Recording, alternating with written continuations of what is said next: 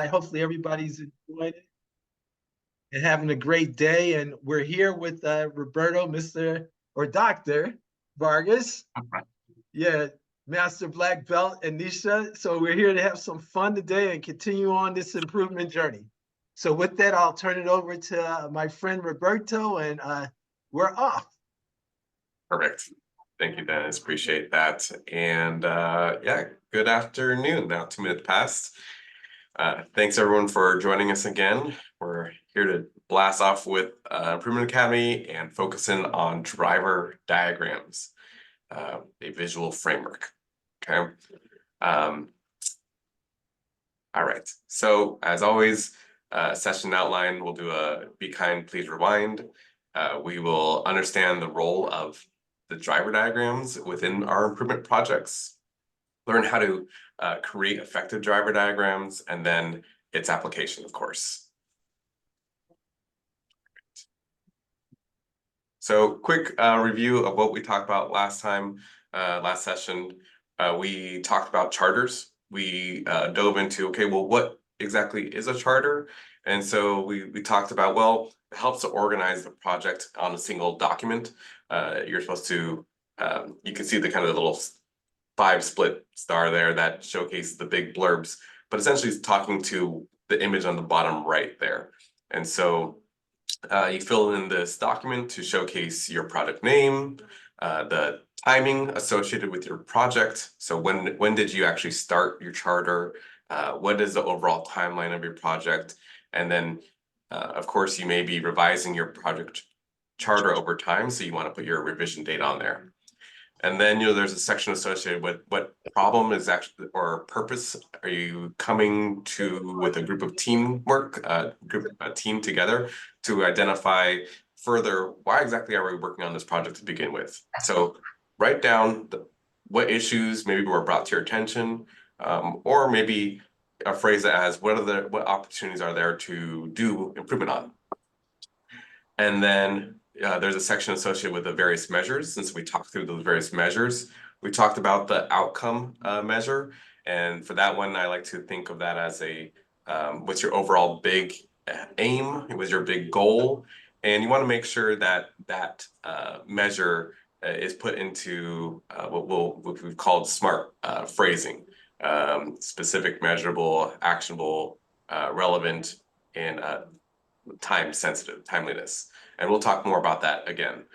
And then there's other things like process measures, is what is essentially building up towards getting towards your outcome goal. And then your balancing measure, what are you kind of keeping track of to ensure you don't incidentally impact while you do your improvement work. We talked about the section of teams and who's your team members, your project scope. So what are you defining that you'll work on versus what stuff that you won't work on, but you want to make sure that you're tracking that as well. You're making sure everyone's aware, hey, we're not touching that thing in that other room or in that other clinic or that other department. So that's a no-go. So if we start veering into that, which easily can happen in improvement work, you can start saying, well, there's these other connecting dots. There's these other things that we should work on. Whoa, whoa, whoa. That's where scope creep, that's where you can all of a sudden start spinning your wheels on something that really isn't the main focus. There's a section associated with expected benefits. Hey, what are we trying to hopefully achieve? What are we hopefully trying to actually impact? And then the last part is what maybe initial activities were identified as we start this project.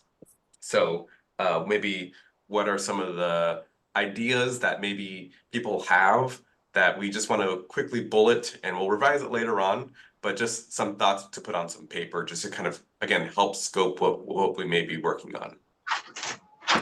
And then in the bottom left image, you'll see is the framework that we're going to be working on and working throughout this series here. So the big areas, the single words. So we'll assess things. We're going to assess what the problem is. We're going to identify what exactly are contributing factors towards that problem or that opportunity for improvement. We will, and during that frame, we will come up with ideas to test. And then eventually we'll actually test. And then once we test and we understand what is actually going on, we may depending on what the project is, we may decide, well, there's other sites that could utilize this improvement work and learn from this improvement work. And so we might spread what we're learning to other sites to, again, standardize across the board. And again, depending on the project, it might go before or after spread, but you ultimately want to sustain. So you want to be able to say, we did some work and we want to see if we can put something that will last the test of time here.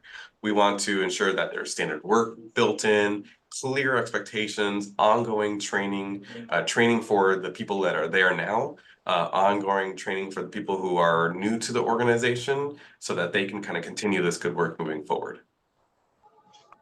I know, rapid fire, but that's what it's meant to be. Just a quick few minutes of what we just talked about last time. All right. So, as I mentioned, driver diagrams. So what is that? So as I mentioned, the visual map. So it's a visual map that helps conceptualize an issue and determine the pathway to achieve your goal. Lots of words there. So we'll be working through how to break that down. Think of this as, so obviously you can see here, there's a visual. There is, we might want to consider it columns. So maybe on the far left, there's a column that says SMART goal. Then there's another column that says primary driver, another column to your right that says secondary driver, another column that says change action. And there's various terms that can be used. I'll be utilizing these terms here. And it's actually red, and you can see actually how the arrows there are pointing. You actually read it starting from your right, going to your left. And the idea is you're understanding the cause and effect. So something that is happening and how is it impacting moving from right to left. So you'll see further in my next slide here. So again, we'll go more and more deep as we go through here. So why are we talking about this driver diagram? Why are we using it? So it helps us to form a clear hypothesis before making changes. As you saw, well, actually you'll see that the visual map will help to put thoughts on paper and help a team come together visually and dynamically to say, gotcha, here's one action that contributes to another action that contributes to another action. We understand something, and then because we understand something, we could potentially make ideas to test later on to then say, gotcha, it's all on paper now. So if we all have a shared agreement, we all have a clear hypothesis and action moving forward, or path to move forward. Next, making sure you only work on things that are essential to achieving your SMART goal. So because it's meant to be a map that's on one page here, you are saying, well, everything, it's almost saying your scope in versus scope out. So if it's not on this map, then we shouldn't be working on it. And then last part, transparent project prioritizations and number of projects being worked on. Think of that as, again, because it's a visual map, it's supposed to be a one-pager. The team is supposed to agree upon it. Then you can not only say, gotcha, so this is what we're working on. This is the number of projects that we could potentially be working on that will contribute toward impacting our goal. But also we could potentially enumerate or think about, well, which projects are the highest priority projects, and we can visualize it, we can place it onto our map to then visualize, gotcha, so this is the first one that we're gonna work on, and then the second one, and then so on and so forth. There are various other tools that you can use for this, but it can be incorporated to the driver diagram as well. Okay. So other components of the driver diagram. So basically what are the components? You saw that I spoke to the different kind of columns. And so just to speak a little bit further about it, last time we saw that we spoke through a SMART goal, and we said that's kind of your big aim, your ultimate outcome goal of what you're trying to achieve. And then think of the next column when I mentioned primary drivers. Think of those as those largest, biggest categories, or I like to say biggest buckets of work that are most contributing towards your goal. I know it's going to feel a little uncomfortable right now, and I'm going to provide some examples, but just to kind of word it out, think of this, the primary drivers are the biggest things that contribute towards making your goal get better or worse. And then secondary drivers, think of those things that are contributing to your primary drivers. And then the last column, change / actions, think of that's actual work and activities that you could do and test to impact your secondary drivers. So again, thinking of those wordings, cause and effect. I am going from right to left. One thing is domino effect impacting the other. So the idea is you are taking a goal, maybe it might be a big kind of hard to understand goal, one that may be hard to kind of wrap your hands around. However, if you were to break it down into separate components, it becomes more tangible. It becomes more actionable. It becomes an opportunity to say, oh, gotcha. If I do 1, 2, 3, 4, 5, I can see how we're almost chipping away at the needed elements to impact my goal. It's almost, I often say, think about world peace. I can't say, great, I want world peace tomorrow, and it happens. There are many things that are going to go into that, right? So what can we do to individually attack those pieces to eventually get to this kind of term, world peace? Okay. All right, so here's some examples here. So while making the slide deck, I was looking around at different examples, and I always like to kind of rotate some of my examples here. And I found our friends over at CMS has a whole training on driver diagrams. I was like, great, took from them. This is a common example that we see just to kind of really simplify what we're trying to do here. And there's one associated with weight loss. So again, looking at columns, and you'll see the term aim, also synonymous with the term goal. So what is their goal? Well, their goal is to reduce BMI to 20 or lower by a certain date. Well, obviously, that's long ago. But what are the biggest contributing factors to that? So they simplified it by saying, well, calories in and calories out. Okay. And I think most of us know that calories, right, contributing towards weight gain, weight loss. And so calories in, they said, well, what is contributing towards calories in? And that became their secondary drivers. And they said, well, what's contributing is prepared meals versus fast food meals, alcohol consumption, protein, carbohydrate, fat content of food, consumption of sugary beverages. Calories out, time spent doing cardiovascular activities, intensity of exercises, increased metabolism rate for increased calorie burn. So you can see how each of those things are contributing towards the calories in versus calories out. And what's missing on this one is, so what are the maybe fine detailed actions that you can do?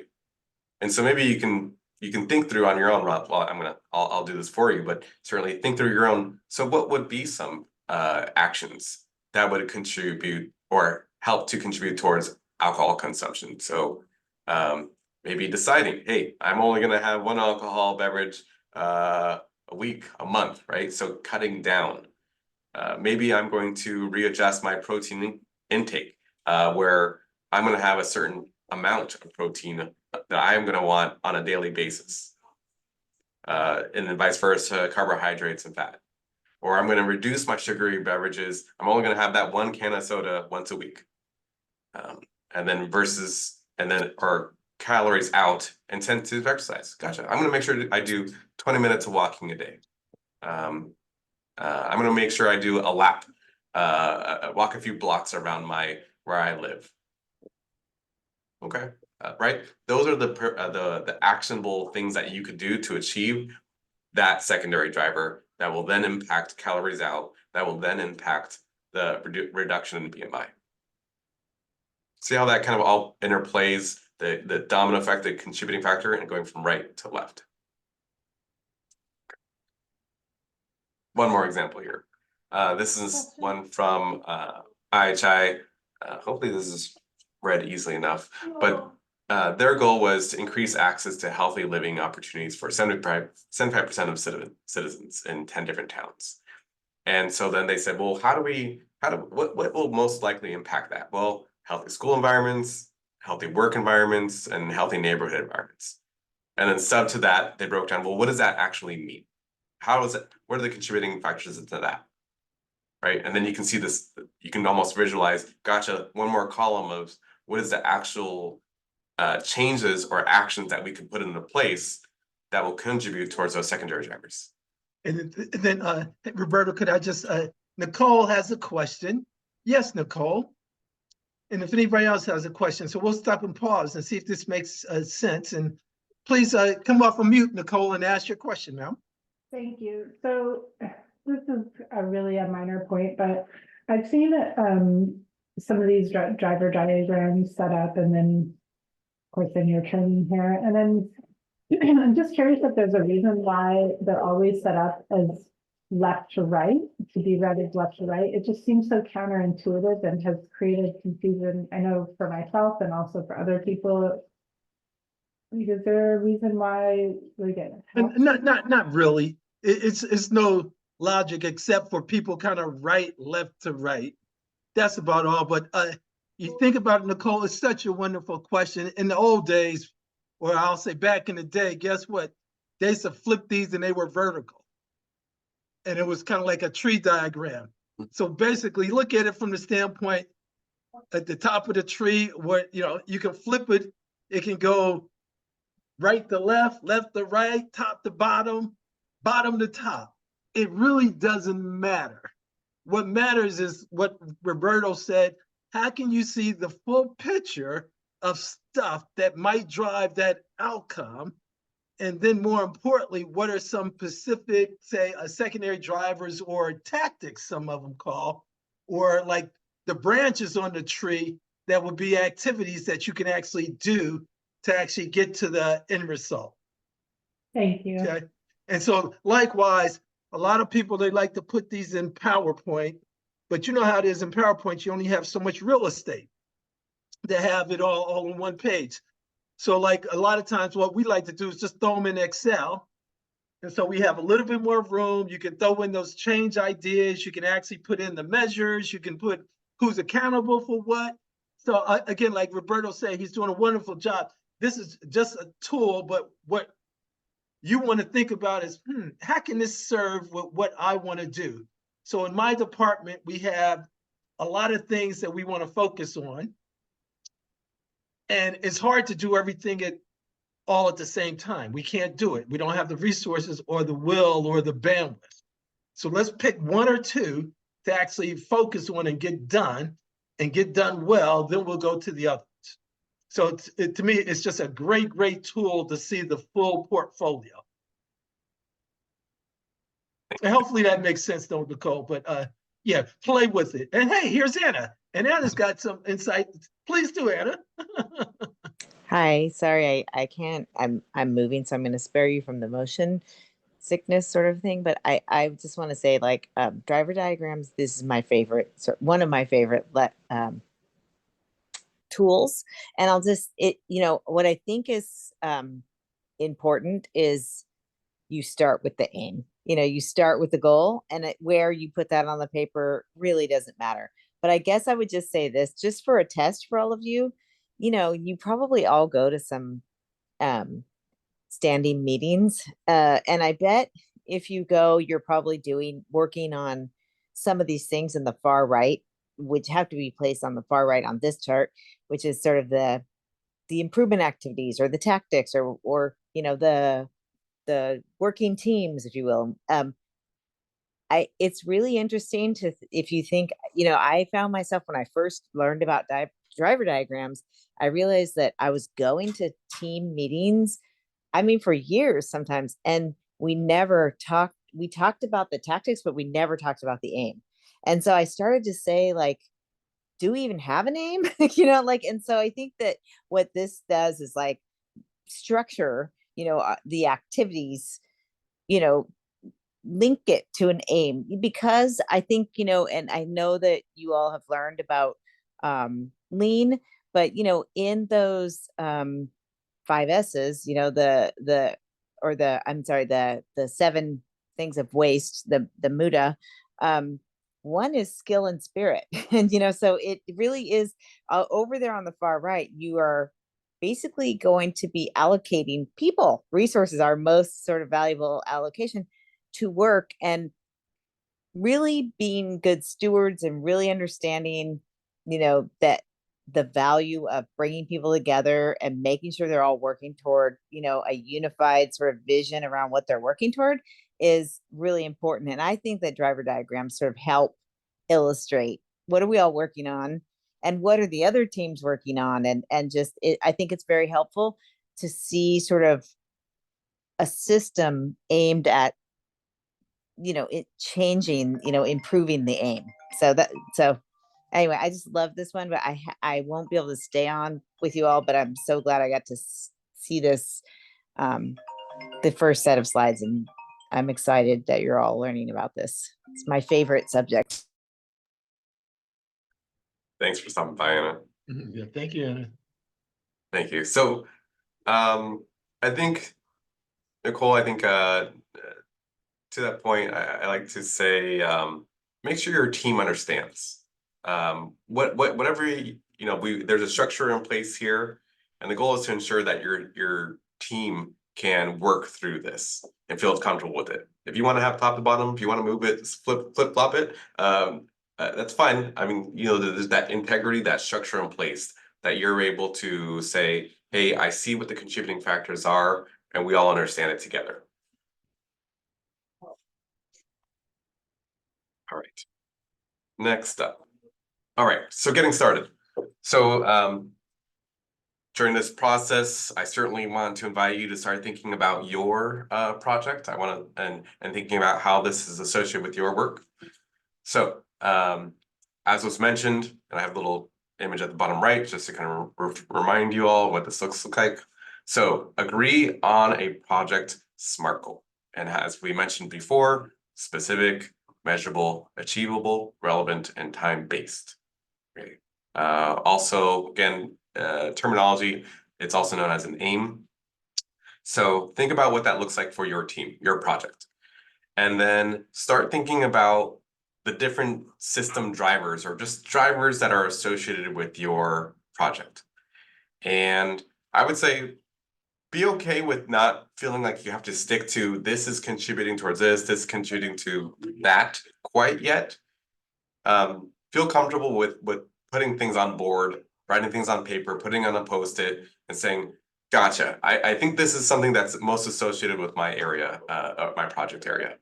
And once you get done with that activity, then you're able to kind of take a step back and saying, how might I group this into almost like lights, similar themes, similar ideas. That's going to be your start to this branching system. That's going to help with saying, gotcha, primary drivers will contribute directly to the aim or the SMART goal. Secondary drivers will contribute directly to the primary drivers. And just saying, this is all kind of work and progress here. This is all going to be discussions to help you say, okay, you know what? I thought something was a secondary driver and it's actually ends up being my primary. And then, or you might say, oh, here's an action that I want to do, but you know what? It's actually flipped. Eventually your team will start, as you take a step back and you start seeing the big picture of things, you start getting that sense of, I see the bigger buckets, the bigger themes here, and then the things that contribute towards it. Again, I'm going almost top to bottom here, but left to right, right to left, whatever you'd like. But I think you'll start seeing it once it's on paper and you can start moving it around to quickly facilitate that conversation that you all eventually become kind of agreed on. All right, so as I mentioned, you've grouped things. You are also double checking for duplicates. You're checking for clarity because something might be posted there, whether if you're doing a team activity and something might be a little bit vague and you might not know 100% of what that means. this is now, and certainly there might be some time later on, but certainly right now is the prime time to say, hey, what did you mean by such and such verbiage? I don't understand it. And so make it easy and simple. This is not meant to be, if we're talking about a post-it, the entire post-it shouldn't be completely written as if there's a small novel. This is meant to be simple verbiage, at least enough to convey to the rest of the team what we're trying to achieve here. And then any missing elements that you can think of, again, taking that step back opportunity to say, okay, what did we not consider? And then eventually getting that team consensus. And once you have that piece done, again, a lot simpler said than done, this does take some time, then you're drawing those connection arrows to really say, okay, this one connects to this one connects to that one, and understand some of the connection arrows. And you can even see my little diagram at the very bottom right there. I have one secondary driver going to two primary drivers. That can happen. That can definitely happen. Sometimes you can have a secondary driver impacting multiple big buckets. Absolutely. And then most secondary drivers should align under one primary driver, but again, like I said, not necessarily.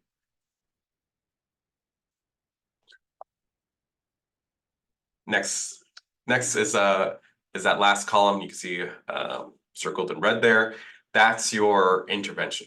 That's your change, that's your action that you'll end up testing to see its impact on the secondary driver. This is how you'll list it out for your team. And this is my little primer to say, think about how you'll measure impact, right? And we talked about this before in your charter. We talked about how we need to think about measurement. We need to think about outcome goals and so outcome measures, process measures, and balancing measures. These would be your process measures, right? You have your aim, your big bucket, your outcome measure, and you'll have your process measures. And your process measures, as I said last week, contribute towards your outcome measure. So consider how you will measure those changes. All right. Here's my little example here. Just try to make something a little bit more, I guess, attainable here. So I said, great, I want to grow 5 tomato plants in 3 months for a community plot. I think I mentioned this this was an example also from last week. But now in a driver diagram fashion, I use that for making my goal.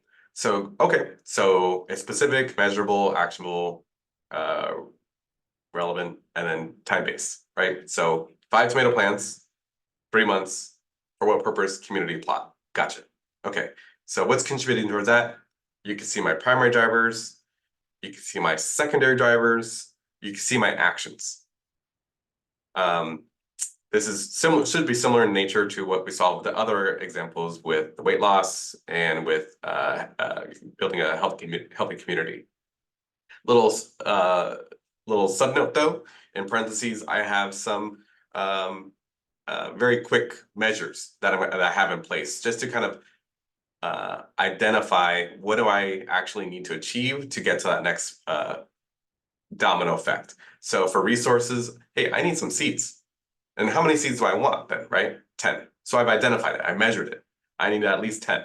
All right, so how might I gather these? Just so it's not just ambiguous, they're not just gonna magically pop up in front of me, but I need to get them. Okay, well, I might be able to get some by gathering them from my own previous tomatoes, and I can get 5 that way. And then 5, I might want to do some nice, unique other tomatoes. I might get that from donations or a garden supply store, and so I'll get 5 from there. But overall, you can see how I'm kind of breaking down things to measure that will then have an impact. Okay, I need soil. I need at least 30 pounds of soil. Okay, I want to do 20 pounds of fertilizer and another 10 pounds of this compost that I've gotten from my kitchen. Great, right? I've measured to some extent or put some type of number that helps me say, if I got that done, then this is achieved. Okay. Hey, Roberto, why don't we ask a quiz question to the group? So quiz question for, like honors. for this week. What is interesting on this driver diagram? Besides the fact we have resources and environments and we're going to grow the tomatoes and we have a definitive aim statement, but looking at this, just looking at it visually, what pops out at you? And then if anybody would like to come off mute and kind of just share, call it out. Well, it seems like their resources are a bigger factor than environment in terms of number of factors. That's a good one. So, you know, sometimes some factors might be more heavily weighted than others in terms of driving the outcome. Very good. Excellent. Excellent. What else as we look at that picture? It's a beautiful picture, Roberto. What else just pops out at you looking at this single frame? For me, this is Janice. Hi, Janice. I think what pops at me is the detail on the far right side and the resources, because I mean, yes, resources and environment, and then it looked like, oh, it was just, but as you delve more into it, you realize that it has to be broken into even smaller bits. Yes. Achievable. Great point. Great point. You're breaking it down into small chunks. Yes. So somebody can actually do it. Yes. Super. One more and we'll move on. One more aha. To me, hi, it's Lisa. How you doing? Hi, Lisa. Roberto. Hey. To me, is really defining the aim. It starts in the beginning, right? So clarifying that and being as concise as possible, that to me will initiate the flow of everything else. It's true. That's true. Getting the buy-in from the group and making sure that you do this in a collective partnership manner. Yes, excellent. You know, being as crystal clear as possible with the aim versus being fuzzy. And everybody knows, you know, like this is the big picture. This is where we're going. And just one more, I will actually say, Roberto slipped this in here. Look at the way the arrows are going. You see, they're all going what? They're driving. That's what they call it, a driver diagram. Okay, see how all the arrows are going what? Left to right or right to left? Yes. Okay, see, all in the same direction. So the hypothesis or the theory is, if we do these things, we will get this. Or as you say in the statistical world, Y is a function of X. And Roberto's going to bring that to us one of these times, but you know, it's so good and it's so much fun. So Y is a function of X, dependent and independent variables. Okay, and I'll turn it back over to you, Roberto. This is so much fun, though. Yeah, absolutely. No, thank you for jumping in there. All right, so I will come back to driver diagrams, but I want to switch gears because now I've said it a few times about interventions, and we have a listing of interventions, and so I want to give a little bit of about this other term that we've used before, PDSAs. Okay, so I'm going to walk through that acronym, PDSA. This is that little segment now. So first one is plan. Okay, so again, actually, before I jump into this, PDSAs, think of this as a simplified way of speaking through how to test your change, how to test your intervention. Remember, we never want to say, I have the solution. Here's the solution. Because, well, how do you know it's the solution? It may be, and by the way, it might be a solution somewhere else, but how is it a solution here? All right, so PDSA, P starts with plan. And with that one, you want to formulate your SMART goal. Again, sounds a little funny, so I'm gonna actually take a quick step back. I've said SMART goal as you kind of saw in your driver diagram on the far left, SMART goal, big aim, what is a big overall measure? You can also have, as I mentioned, process measures. And process measures should also be thought of as, what are you trying to achieve? It can be in that SMART kind of thought process of, how do I make sure this process measure is well defined? Okay, so formulate your SMART goal for your process measure. Make a prediction. So what do you think will happen? So as I mentioned, I need to, let's say, I think one of the things was I need to get some tomato seeds. Great. So what's my prediction? Well, I'll be able to easily get some tomato seeds from some leftover heirloom tomatoes that I got from the farmer's market, and that I should be able to do this quite easily in the next week by appropriately removing them from the tomatoes and letting them appropriately dry out or whatever may be needed. And then, by the way, not a farmer here, so don't know the steps. Don't judge me, please. And then plan how you will carry out the test of change. So, okay, gotcha. So what I'll need to do is, again, to achieve my goal, what exactly do I need to do? Who's doing it? Okay, well, for this instance, it's me. When am I going to get it done? What resources am I going to use to get it done? Who else might I want to get involved? And then how will I ensure that I'm tracking things over time to make sure I'm getting that planned goal happen? Okay, so if I said I was going to do this tomato plant heirloom tomato retrieval seeds over a course of a week, and I need to make sure that I get them ready, and maybe I even start them with the initial seeding. What are those activities needed? Okay, so you're planning. There's a lot here, but you're planning how to do this project.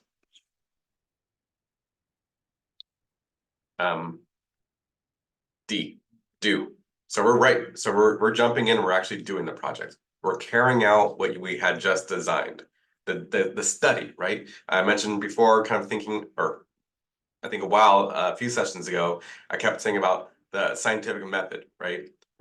We have our hypothesis, we understood the project at hand or the test that we're going to perform, and now we're actually doing the experiment. We're trying this thing out. And we're going to start collecting observations and various data. The data, remember, is your process measure. And then you're going to start maybe potentially building an accountability of, okay, well, who's assigned to doing what part of this project? So I'm doing it. Got it. I'm the accountable one. Probably should be more in your plan phase, but yeah. Okay.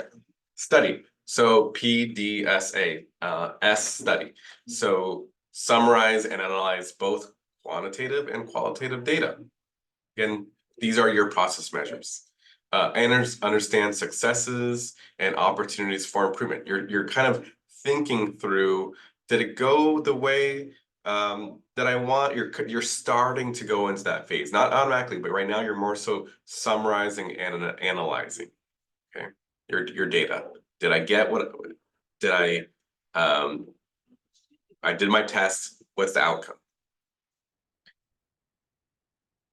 And last one is ACT. Oh, I should have a little ACT at the top there. Sorry about that. So PDSA, ACT. So ACT has a few things to consider, and ACT also has some additional A's, if you want to say here, to think through. When you ACT, you're saying, okay, I planned my test. D, I did my test. S, I studied what data came out of it. A, I'm acting, but what does that mean to act? Well, there's three decisions here. Am I going to, let's say I'll start with adapt. You know what, my test, according to my hypothesis, I really didn't achieve the outcome that I really wanted to achieve. And I think if I would have just maybe tweaked a little bit this part of my experiment, then I think I could have changed my the outcome to actually get to what I actually wanted. So that might mean you're going to do, guess what? PDSA number 2. So, and again, there's a whole cycle of PDSAs that you could do if you need to continuously kind of adapt your scientific experiment here to eventually get to what you want to achieve. So, or you might want to adopt and say, whoa, I got exactly what I wanted here. My hypothesis was met. Fantastic, true. And we're going to wholesale agree and maybe potentially move to further maybe refine testing, or if we're already there, we're going to say we might start spreading this to test in other environments. The last one is the abandon, where you're saying, whoa, we made a wrong kind of assumption here with what we thought was going to happen. Based upon what we're studying here, this has no impact at all to our overall outcome measure, and we find that there's probably no reason to really start to continue testing at all, and so we have to make that tough decision to abandon and saying, you know what, we're just going to move to a different test idea. So again, define the next cycle after these decisions were made, if needed, or move to spread phase. Okay, so I like this image because it again start bringing concepts together. So what's the relation to the driver diagram, right? I talked about driver, I talked about PDSAs, we did talk about interventions. So just to visually put us there, you got your big goal, your SMART, your outcome. You have your and you have, I'm kind of jumping forward. Remember, you have your outcome measure, you have your primary, your secondary drivers, and then you have your actions, and your actions have their own individual process measures. And as I mentioned, you will be doing PDSAs. You might be adapting your experiment to adjust to do PDSA number 2. And so if you can kind of remember, actually, I think I'll just show you the next slide here. There. So the next slide will help to kind of bring it again together to the previous example we had. Gotcha. I need to gather in dry seeds. I need to get donations. I need to mix fertilizer. I need to water. Well, maybe with mixing the fertilizer, I put in the wrong thing, and for whatever reason, it wasn't what I wanted, and maybe I got some advice from someone else, and they said, no, you got to change your contents of your future soil here, and so adjust it in such and such way. Gotcha. So I'm going to go ahead and adapt, make that decision that my first experiment with whatever fertilizer I purchased and whatever compost I had for my kitchen, I put them together. It wasn't good. Gotcha. I got some expert opinion here, and I readjusted it, and that's be my PDSA number 2, because I decided to adapt. I had one test, and now I'm going to my next test. So you can see how it does become, wow, there's a lot of experiment and testing going on. And not, again, this is a simple kind of aim here in nature compared to some of the really complex stuff that I'm sure you all work on. But you think about, wow, there's a number of PDSAs that need to happen, and even layers of PDSAs that need to happen to eventually get to our tomato plants to grow within 3 months. Okay. Another great one. Now, I always like saying, taking a step back. So there's this concept of tiers of driver diagrams, and I'll bring this up into a few different examples here. But if this can be seen, think of this as what if my tomato plant, I'm sure as a part of a community garden, was just only one of those plants being grown in a community garden, right? Usually there's a whole variety of things going on. So what if I'm one participant in a community garden, and there's other participants? There's, let's say, 3 other participants, and we're all contributing toward this community garden. So, and then there's one person who helped to coordinate it all that said, hey, would you all be interested in helping with a community garden? Yes, we're happy to do that. Well, that person who helped to coordinate us has their own goal, and they're saying they want to grow a community garden in the next 3 months. Interesting. Okay, I like your goal. I'm willing to contribute. And then their primary drivers to make sure their community garden, well, not our community garden, but they're the coordinator of it. They want to have at least 2 types of fruits and 1 vegetable in that community garden. Great. Well, then I raise my hand saying, great, I will provide the tomato plant. Let's do that. And you saw my driver diagram to achieve that. And so you'll see that is the one here in dark, so black and grays. You have another person, person B, who is working on lemon plants, so lemon trees. right? Then you have another person who's working on lettuce. Great. So we all have our specific driver diagram to achieve our goal to contribute towards a larger community garden, who is being coordinated by another individual. So think of this, of how this might be relating towards your own goal in your own work environment, home environment. You know, you have a child, room needs to be cleaned.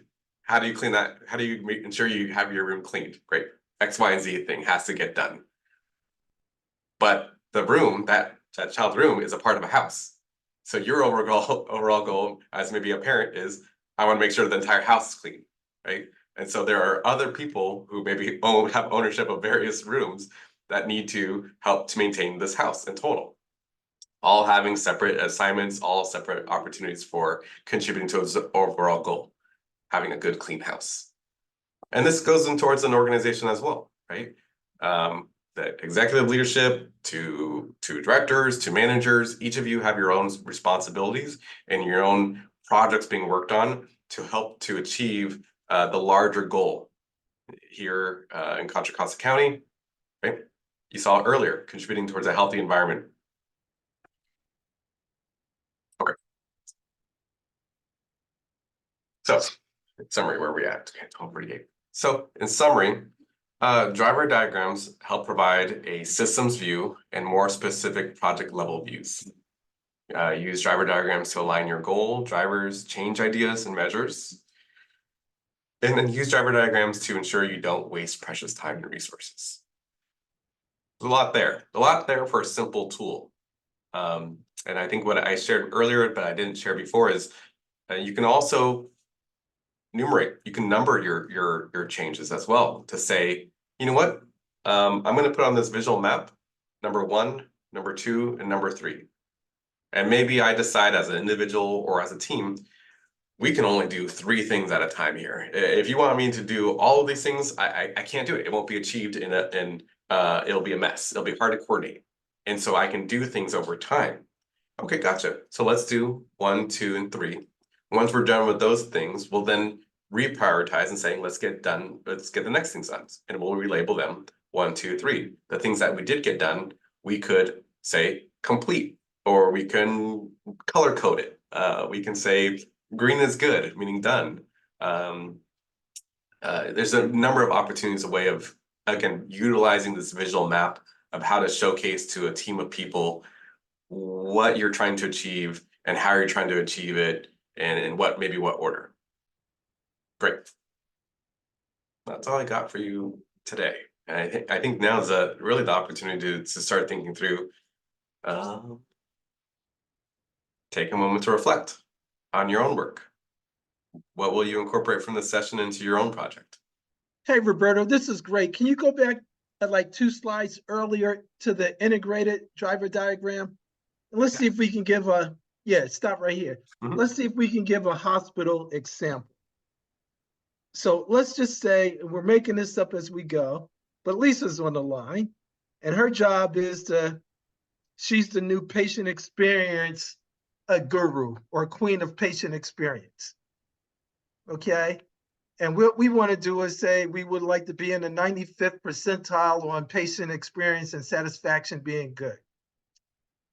And so maybe our primary drivers, we can look at it by department and say, okay, hey, the following departments will be involved. The emergency department, let's just say the operating room and say med surge. And then, say EVS and or food service. So for each one of those, they might have a slightly different primary driver or secondary drivers depending on what they do and how they contribute to the overall patient experience. So for like a EVS, the people who clean the rooms, there might be like the timeliness of cleaning the room.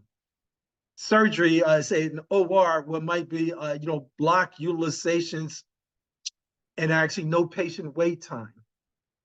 ED might be patients left without being seen is really, really low as one of their, say, key process measures.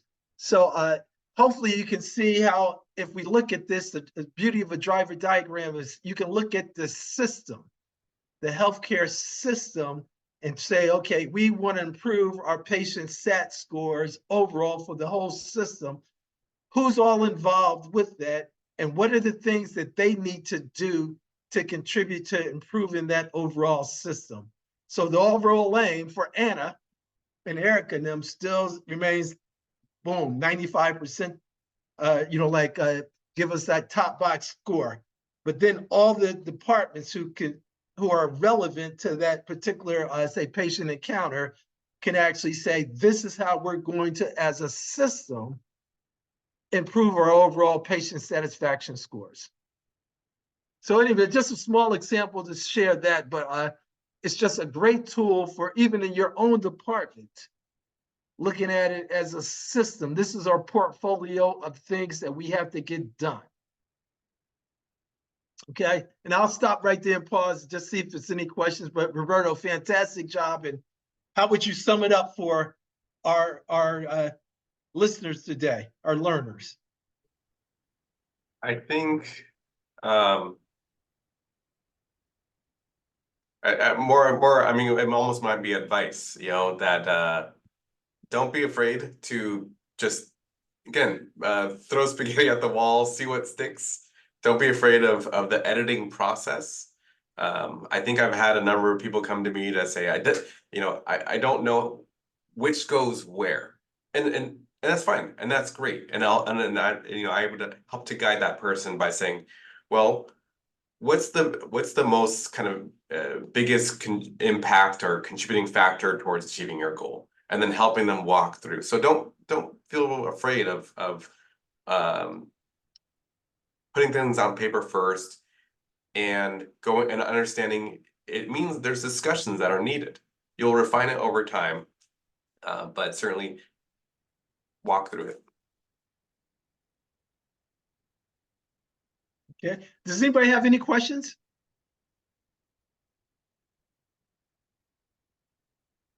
Does anybody think that they can actually do one? And again, it's all of this draft. These are living documents. Nothing is like in gospel or nothing like that. Yes, Nicole? Oh, just saying I thought I could do one. Yeah. Hey, Nicole, why don't you volunteer to do one and actually show it the next time we get Oh, together? boy. Even if you just write it down on a piece of blank paper and actually just take a picture of it and just show us. Okay. Is that cool? Yeah. Let's see. It would be great.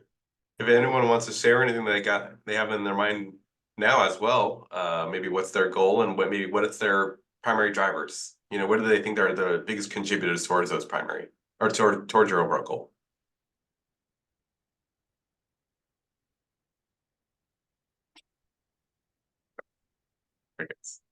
We'll get there.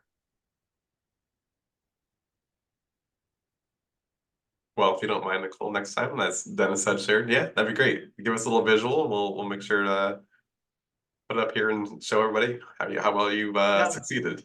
Now we have one of our change agent fellows on the line. I'm just looking over here. Eva Marie, are you still on the line, ma'am?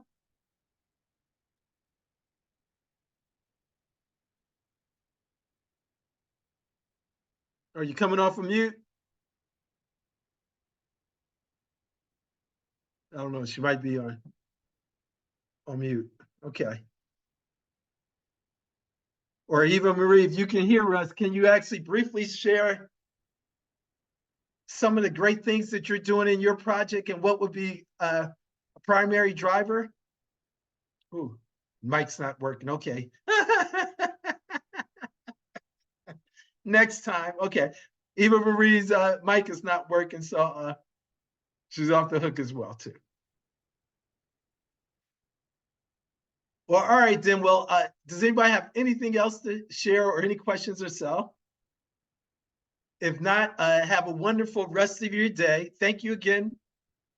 Don't forget to fill out the session evaluation for your credit. And again, like we said before, you will be getting your certificate after completion of all